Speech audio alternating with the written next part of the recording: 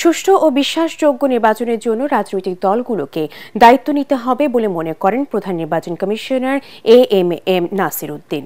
নির্বাচন কমিশনে ভোটার দিবসের অনুষ্ঠানে তিনি বলেন, ভোট কারচুপির আশ্রয় নিয়ে সাময়িকভাবে লাভবান হলেও ভবিষ্যতে তা দল এবং ব্যক্তির জন্য ক্ষতির কারণ হয়। এদিকে 2024 সালের চূড়ান্ত ভোটার তালিকা প্রকাশ করেছে নির্বাচন কমিশন। দেশে বর্তমানে মোট ভোটার 12,37,32,274 জন, বেড়েছে 1.5% মতো। বিস্তারিত জানাচ্ছেন রশনা দাস। ভিশনের ফুলঝুরি মেগা অফারে ফ্রিজ কিনলেই পাচ্ছেন 16 পিসের আকর্ষণীয় গিফট বক্স একদম ফ্রি।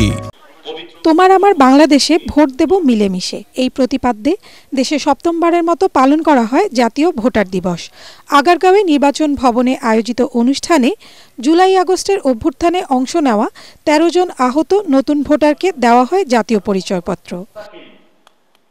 অনুষ্ঠানে সহিংসতা মুক্ত ও সুষ্ঠু ও নিরপেক্ষ নির্বাচন আয়োজনে প্রতিশ্রুতির কথা তুলে ধরেন নির্বাচন কমিশনাররা। বলেন, নির্বাচনী অপরাধের দায় এড়াতে পারবে না নির্বাচন কমিশনও। এ সময় প্রধান নির্বাচন কমিশনার বলেন, ভোট দেওয়া শুধু অধিকার নয়, ভোটারদের দায়িত্ব। সিইসি জানান, রাজনৈতিক দলগুলোর বিপরীতমুখী বক্তব্যে চিন্তিত নন কমিশন, তবে রাজনৈতিক দলগুলোকে নিজেদের দায়বদ্ধতার কথা স্মরণ করিয়ে দেন তিনি।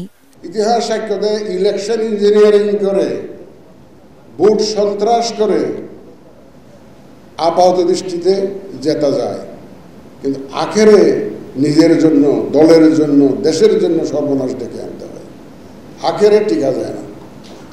আপাত দৃষ্টিতে মনে হয় যেন জিতে গেলাম, কিন্তু আখেরে নিজের জন্য ভালো হয় না, দেশের জন্য ভালো হয় না, দলের জন্য ভালো হয় না। ইতিহাস সাক্ষ্য দেয়, এটা শুধু বাংলাদেশে নয়, সারা দুনিয়াতে এইরকম ইতিহাস। ভোটার দিবসের চূড়ান্ত ভোটার তালিকা প্রকাশ করে নির্বাচন কমিশন। জানানো হয়, বর্তমানে দেশে মোট ভোটার সংখ্যা 12,37,32,274 জন।